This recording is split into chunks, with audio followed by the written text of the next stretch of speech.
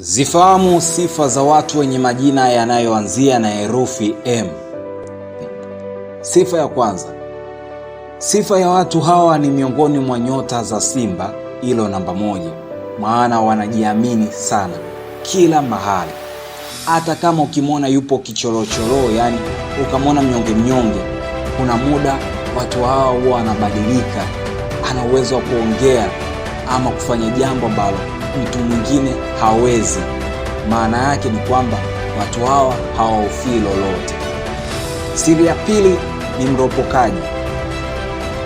Kupitiliza kujiamini kuna muda inapelekea wanaongea mambo ambayo wajifurahishe tu kuongea ama waonekane kama nao wapo. Wanaropoka utani na mnaweza jikuta wote mnacheka kutokana na maneno yao. Anazungumza jambo ambalo hakulikusudia kuzungumza, ili mradi tu azungumze. Ndio sifa ya hawa watu. Namba tatu ni wepesi kukasirika. Mtu mwenye jina linaloanzia na herufi M ni mwepesi sana kukasirika. Unaweza kuta anapenda sana kutania wengine, anapenda sana utani, haswa kutania wengine, ila yeye ukimtania ule utani wenye ukweli anaweza kukubadilikia vikaumana, maana hawashinde hao kuwasha moto.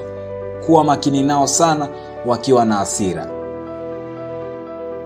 Namba 4 na ya mwisho kwa siku ya leo, watu wenye majina yanayoanzia na herufi hii ya M ni wachapakazi sana na ni rahisi sana kupata mafanikio. Achana na wewe ambaye unaweza pambana miaka 5 vimatokeo vikaonekana vidogo. Hawa herufi M wao hawachoki kupiga kazi na ni rahisi sana kupata mafanikio kwa haraka kutokana na jitihada zao wanazozifanya. Basi kwa leo tumefunga na herufi M. Wale wa herufi R, S, kama mmepitwa na video za kuwahusu, basi nakusihi nenda tu YouTube